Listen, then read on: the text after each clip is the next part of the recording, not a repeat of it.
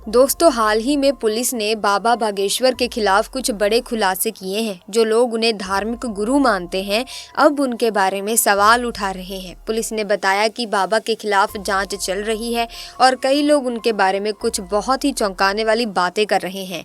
बाबा के खिलाफ जो आरोप लगाए जा रहे हैं वो उनकी शख्सियत और उनकी गतिविधियों को लेकर हैं।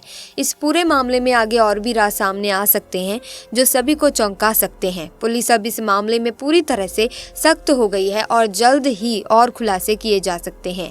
क्या बागेश्वर बाबा के पास सच में कोई खास शक्ति है या ये सब बस हमारी मानसिकता का असर है? कुछ लोग मानते हैं कि बाबा के पास असाधारण शक्तियां हैं, जबकि कुछ का कहना है कि ये बस ध्यान और मानसिक स्थिति का खेल है। अब पुलिस ने इस मामले की गहरी जांच शुरू कर दी है और जो खुलासे हो रहे हैं वो काफी हैरान करने वाले हैं। क्या ये सच में चमत्कार है या फिर कुछ और? अब आगे क्या सामने आएगा ये देखना दिलचस्प होगा।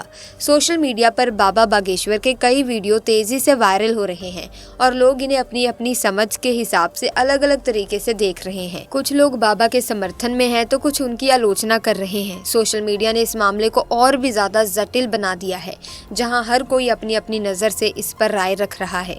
कुछ लोग उन पर आरोप भी लगाते हैं कि वे भक्तों के विश्वास का दुरुपयोग कर रहे हैं और अपने चमत्कारों के जरिए धन और लोकप्रियता हासिल करने की कोशिश कर रहे हैं।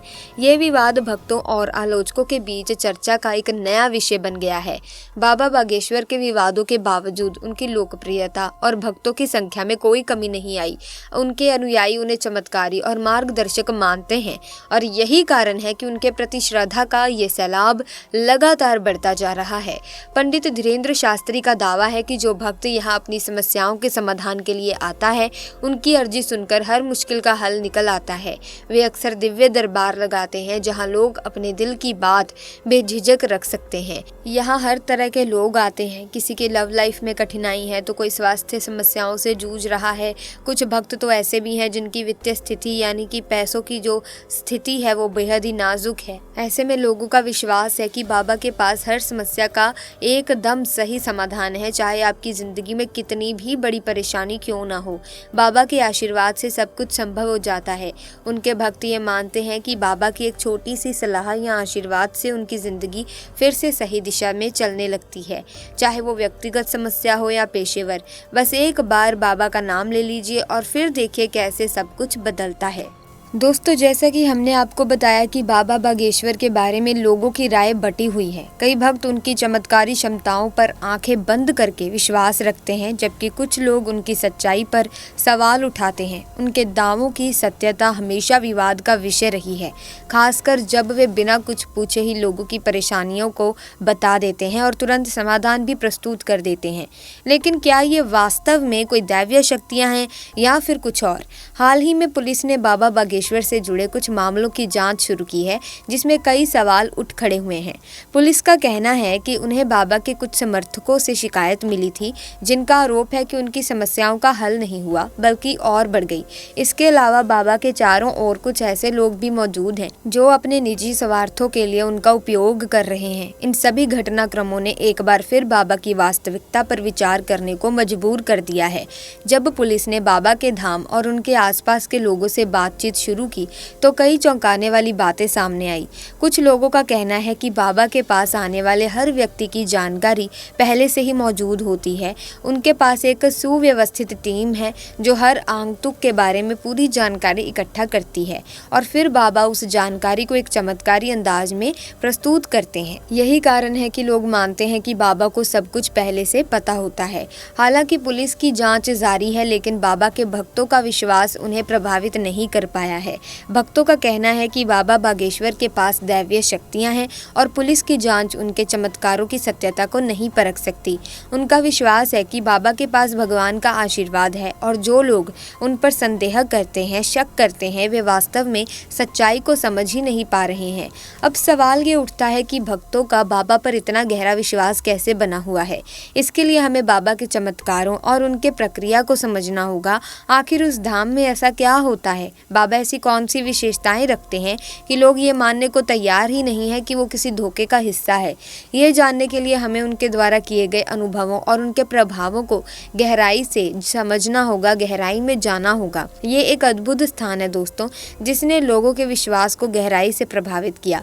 ये सोचने पर मजबूर करता है कि आखिर ये सब कैसे संभव हो पाया।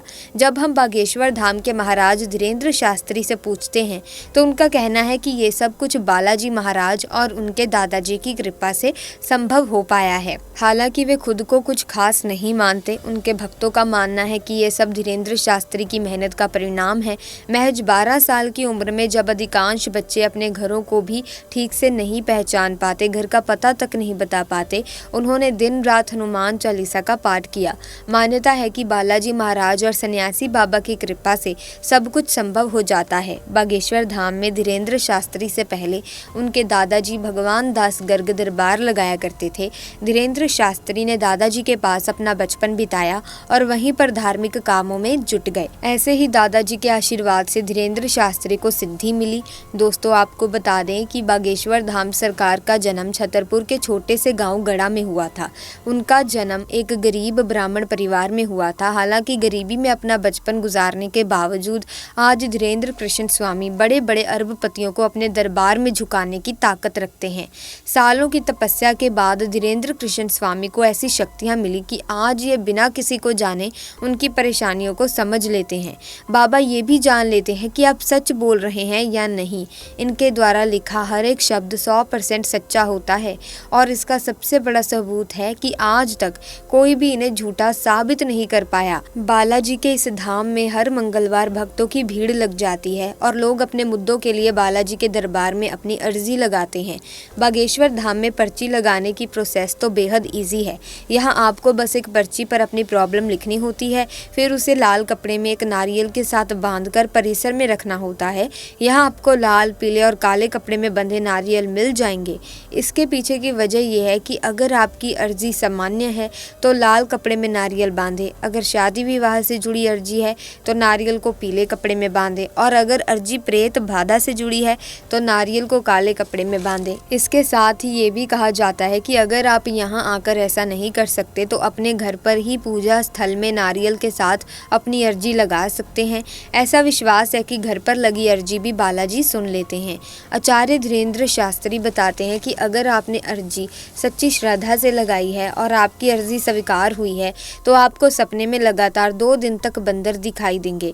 केवल एक दिन बंदर दिखाई दे तो ये माना जाता है कि आपकी अर्जी पहुंच चुकी है। अर्जी के स्वीकार होने पर घर के किसी सदस्य को सपने में 2 दिन तक बंदर दिखाई देंगे। अगर आपकी अर्जी स्वीकार नहीं हुई हो, यानी आपको सपने में बंदर ना दिखे, तो फिर से मंगलवार को ये उपाय करने होंगे।